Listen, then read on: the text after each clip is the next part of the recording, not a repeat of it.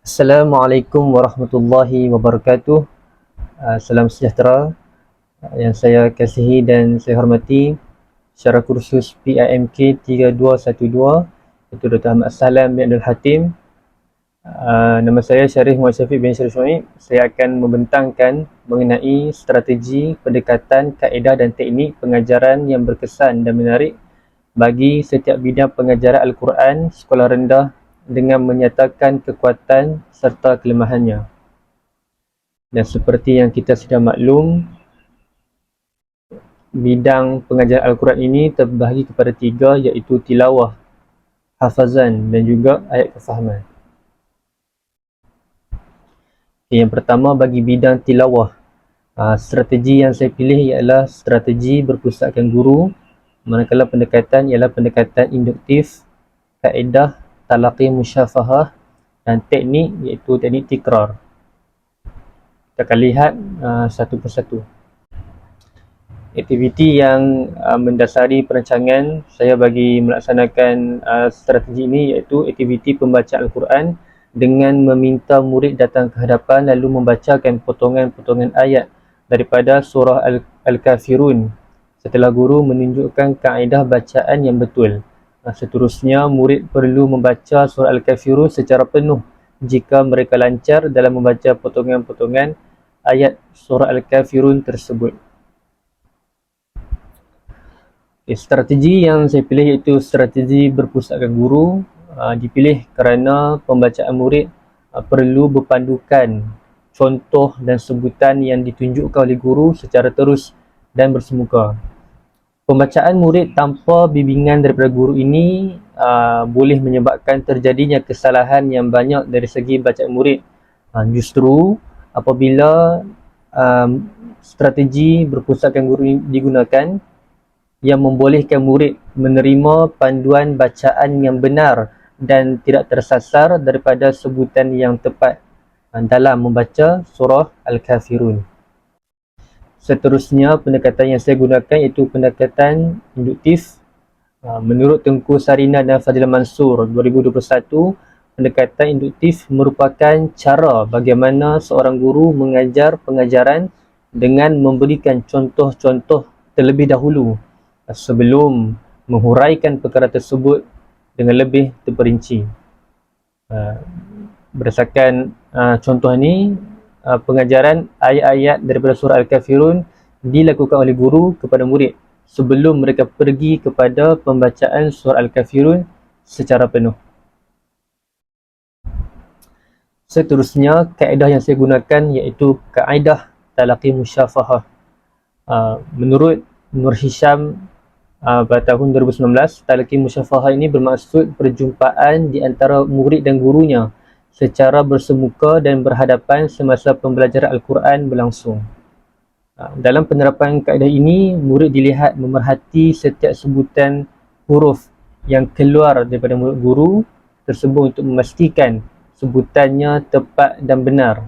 Kaedah ini juga penting agar murid mempelajari bagaimana untuk kita menyebut sesuatu huruf ataupun ayat daripada surah-surah tertentu. Di samping itu, teknik yang saya gunakan bagi bidang tilawah ini iaitu teknik tikrar.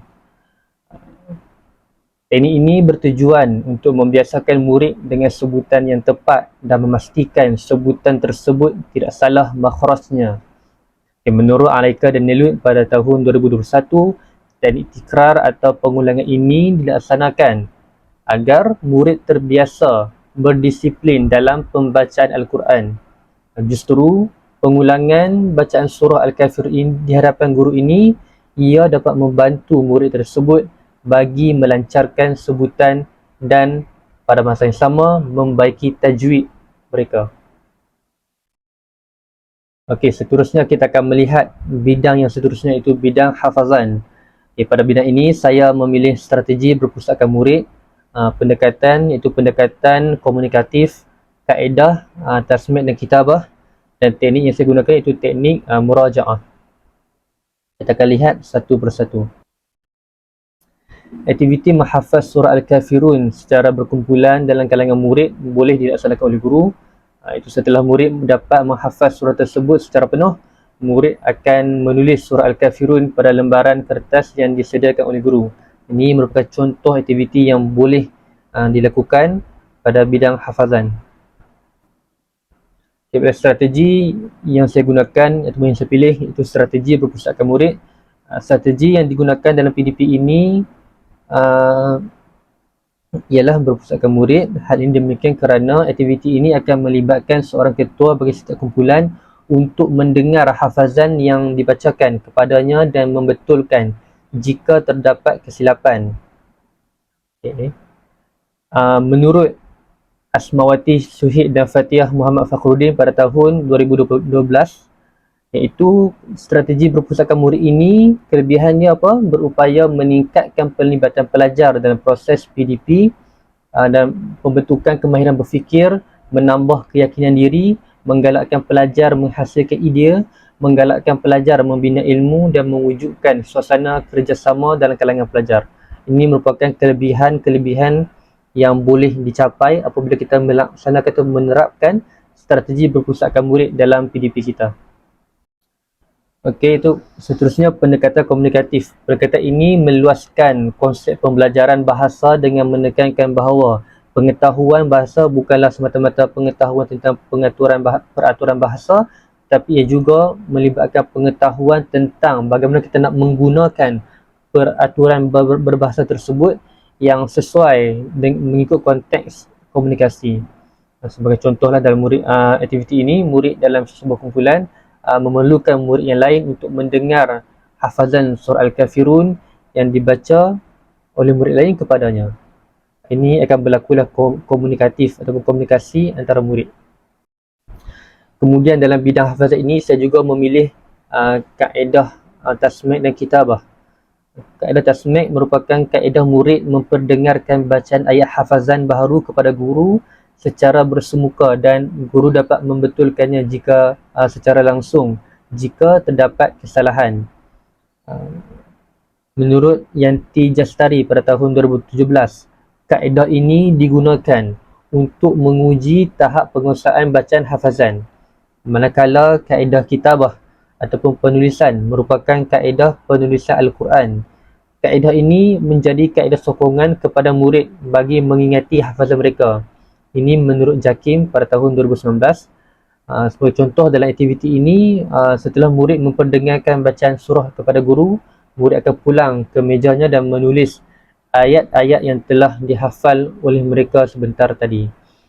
Melalui kombinasi antara kaedah tasmik dan kitabah ini, ia akan saling menguat antara satu sama lain, kerana tasmik ini kita memperdengarkan bacaan kepada guru dan kita akan mendapat perakuan daripada guru tersebut.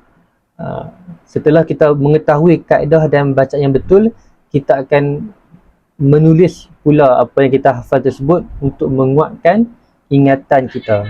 Jadi ini merupakan kaedah yang saya rasa terbaik dalam bidang hafazan bagi pengajaran Al-Quran. Dan seterusnya, teknik yang saya pilih iaitu teknik murajaah. Murajaah atau ulangan hafazan merupakan kaedah yang mengulangi ayat atau surah yang telah dihafal oleh seorang murid. Sebagai contoh, guru meminta murid yang telah lulus tasmik tersebut dan kitabah untuk mengulangi hafazannya dengan teknik tidak melihat mushaf dan mengulang hafazan mungkin sebanyak 4 hingga 7 kali. Kaedah ini, kelebihannya ia akan memberikan kekuatan ingatan bagi seorang murid berkaitan perkara yang dihafal olehnya. Dan kaedah teknik ini ia bertepatanlah dengan sebuah hadis iaitu daripada Abi Musa Al-Ash'ari radhiyallahu anhu, sabda Rasulullah sallallahu alaihi wasallam, ta'ahadu hadzal Qur'an fawalladhi nafsu Muhammadin biyadihi la huwa ashaddu tafallutan min al-ibli fi uquliha. Maksudnya, peliharalah ataupun ulangilah Al-Quran demi Allah yang jiwa Muhammad di tangannya. Sesungguhnya Al-Quran itu lebih mudah terlepas berbanding unta pada ikatannya. Maksudnya, hafazan yang kita ada dalam ingatan ini, ia mudah dilupakan ataupun terlupa berbanding unta yang diikat pada ikatannya. Ini merupakan satu metafora yang diberikan oleh Rasulullah SAW menunjukkan betapa pentingnya aktiviti ataupun amalan mengulangi hafazan ayat Al-Quran kita. Dan hadis ini diriwayatkan oleh Muslim nombor 791. Okay, seterusnya bidang yang ketiga iaitu bidang ayat kefahaman. Pada bidang ini saya memilih strategi berpusatkan bahan dan murid. Pendekatan iaitu pendekatan deduktif, kaedah perbincangan kumpulan dan teknik iaitu teknik sumbangsaran. Kita akan melihat satu persatu. Okay, contoh aktiviti yang saya laksanakan itu sesi PDP bagi aspek ayat kefahaman ini dapat dilaksanakan dengan menayangkan video pengenalan bagi surah Al-Fatihah. Kemudian guru membahagikan murid kepada beberapa kumpulan. Setiap kumpulan diberikan selai kertas mahjong. Murid diminta untuk memperkenalkan surah Al-Fatihah dan menyenaraikan tempat-tempat untuk membaca surah Al-Fatihah dalam kehidupan seharian melalui pembinaan peta ayating. Setelah itu, setiap kumpulan akan membentangkan hasil perbincangan mereka di hadapan kelas. Ini merupakan contoh aktiviti yang kita boleh laksanakan bagi bidang ayat kefahaman. Okay, baiklah kita lihat iaitu strategi berpusatkan bahan murid. Strategi ini melibatkan murid yang mampu melibatkan murid secara aktif dalam kumpulan bagi melaksanakan tugasan pembelajaran melalui bahan yang disediakan. Kelebihan strategi berpusatkan bahan ini iaitu membolehkan guru menyampaikan pelajaran yang lebih mudah, menarik serta berkesan. Kerana fungsi bahan ini itu untuk mereka memudahkan penyampaian ataupun penyampaian makna dan mesej isi pelajaran kepada murid. Okay, kemudian pendekatan yang saya pilih iaitu pendekatan deduktif. Menurut Brian pada tahun 1982, pendekatan ini bermaksud corak pengajaran guru yang membimbing pelajar untuk menerima proses pemindahan ilmu melalui fakta yang diberikan secara generalisasi, kemudian berpindah kepada contoh-contoh ataupun kaedah penggunaannya. Okay, pendekatan ini dapat dilihat apabila guru menyampaikan pengenalan bagi surah Al-Fatihah dan kemudian murid mengaitkan isi pengenalan tersebut dengan tempat-tempat untuk dibacanya surah Al-Fatihah dalam kehidupan harian. Okay, seterusnya kaedah yang saya pilih iaitu kaedah perbincangan kumpulan. Kaedah ini ia ditekankan dalam menjalankan sesi PDP tersebut. Perbincangan yang dilaksanakan oleh setiap ahli kumpulan murid dalam menjana idea tempat membaca surah Al-Fatihah dalam kehidupan harian. Kaedah ini dapat merangsang minda pelajar-pelajar melalui kemampuan untuk menyampaikan idea dan pandangan gerak kerja secara bersama di dalam pembelajaran, dan ia juga mampu meningkatkan kemahiran sosial dan pengukuhan isi kandungan pengajaran. Ini merupakan kelebihan yang terdapat dalam kaedah perbincangan kumpulan menurut Kementerian Pendidikan Malaysia pada tahun 2014. Kemudian teknik yang saya pilih iaitu teknik sumbangsaran. Menurut Stroop dan yang lain-lain pada tahun 2010, teknik ini merupakan stimulus untuk mengaktifkan struktur kognitif tertentu dalam minda murid bagi tujuan pengeksplorasian ataupun penjelajahan untuk mereka menjana idea kreatif. Teknik ini diaplikasikan melalui stimulasi arahan soalan atau tugasan yang diberikan oleh guru kepada murid melalui pembinaan peta ayating. Okey, kelebihan teknik ini pula ia adalah untuk meningkatkan daya pemikiran dan kreativiti murid dalam berfikir melalui stimulus. Ini bermaksud apabila murid mendapatkan satu stimulus ataupun bahan rangsangan untuk mereka berfikir dan melontarkan idea-idea yang baharu melalui stimulus yang diberikan. Ini dapat melatih daya kognitif murid dan juga mampu meningkatkan kreativiti mereka dalam pembelajaran. Okey, itu sahaja daripada saya. Ini merupakanlah pembentangan strategi, pendekatan, kaedah dan teknik bagi 3 bidang utama Al-Quran, iaitu tilawah, hafazan dan ayat kefahaman. Dan saya berharap pembentangan bagi tugas saya ini memberikan manfaat kepada semua, dan saya mengucapkan terima kasih kepada Dr. Mat Saleh bin Abdul Hatim atas peluang dan ruang yang diberikan. Saya akhiri pembentangan saya ini dengan Wabillahi taufiq wal hidayah. Assalamualaikum warahmatullahi wabarakatuh. Terima kasih.